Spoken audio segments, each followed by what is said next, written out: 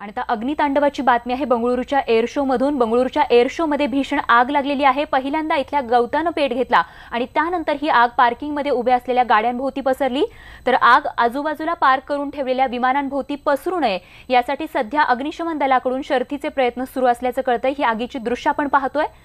कित्येक गाड्या ज्या आहेत त्या आगीमध्ये जळून खाक झालेल्या आहेत। प्रशांत लीला रामदास आमचे प्रतिनिधी आपल्याला अधिक तपशील देत आहेत। प्रशांत, कुठपर्यंत अग्निशमन दलाला ही आग आटोक्यात आणण्यात यश आलंय? जवळपास घटनास्थळावरती 25 पेक्षा जास्त ह्या अग्निशमन दलाच्या गाड्या आहेत, ज्या गाड्या खास करून पार्किंग मध्ये गवतामुळे लागलेल्या आगीला विझवण्यासाठी प्रयत्न करतात। जवळपास 10 ते 15 गाड्या या त्या आगीच्या आटोक्यात आलेल्या आहे। आणि महत्वाचं म्हणजे सध्या आता ही आग जिथे जिथे विमान पार्किंग केलेलं आहे, ज्याला शटल म्हणतात, शटल एरियामध्ये पोहोचू नये यासाठी आता खास करून त्या भागामध्ये अग्निशमन दलांनी युद्धस्तरावरती सुरुवात केलेली आहे। त्या भागामध्ये कुठल्याही प्रयत्नामध्ये आणि कुठल्याही क्षणी आग पोहोचू नये याचा प्रयत्न करता येत आहे। त्यावेळी तिथे लाईन ऑफ फायर तयार करण्यात आलेला आहे आणि सोबतच ती आग रोखण्याचा अग्निशामक दल आणि सोबतच लष्कराचंही दल यासोबत काम करत आहे। वायुसेनेचंही दल इथे आहे। म्हणजे स्थानिक अग्निशामक दल, त्यानंतर वायुसेनेचं दल, त्यानंतर लष्कराचं दल, तिन्ही याच्या माध्यमातून त्या सगळी कारवाई सुरू आहे आणि होऊ शकतं आगामी 1 ते 2 तासात ही संपूर्ण आग विझवण्यात यश मिळेल।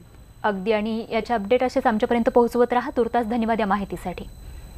आणि तर राजकीय वर्तुळातून एक महत्त्वाची बातमी आहे। शिवसेना आणि भाजप युतीच्या अधिकृत घोषणेनंतर आज पहिल्यांदाच शिवसेनेचे सर्व जिल्हा प्रमुख आणि तालुका प्रमुखांची महत्त्वाची बैठक शिवसेना पक्षप्रमुख उद्धव ठाकरे यांच्या उपस्थितीत नुकतीच पार पडली आहे। तर शिवसेना भवनात झालेल्या बैठकीत शिवसेना नेतेही सहभागी झाले होते। तर या बैठकीत नेमकं काय झालंय ते जाणून घेण्यासाठी जाणार आहोत उदय जाधव आमच्या प्रतिनिधींकडे। उदय, नेमकं काय झालं बैठकीत?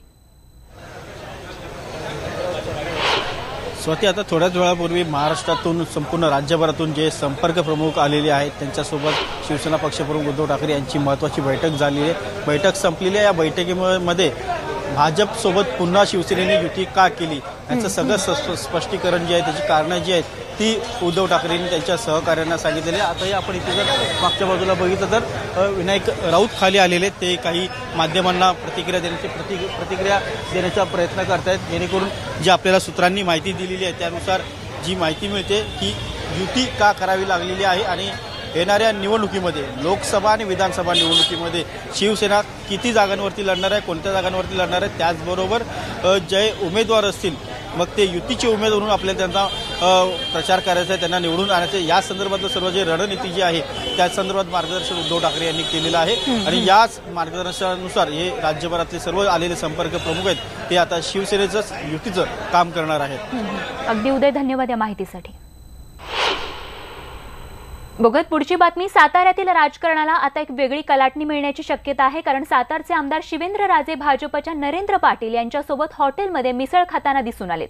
तर या दोघांच्या एकत्रित मिसळ खाण्यानं मात्र आता साताऱ्यातील राजकीय वर्तुळात मोठी चर्चा सुरू झाली आहे। शिवाय राजघराण्यातील मनोमिलनात फूट पडण्याची देखील शक्यता नाकारता येत नाही। नरेंद्र पाटील यांना भाजपच्या तिकिटावर उदयनराजेंच्या विरोधात उभं करण्याचा निर्णय जवळपास झाला असल्याचं, शिवेंद्रराजेंसोबतची ही भेट सर्वांच्या झाला असल्याचं सध्या शक्यता वर्तवली जाते। त्यामुळे निश्चितच राजकीय वर्तुळात सगळ्यांच्याच भुवया उंचावल्या।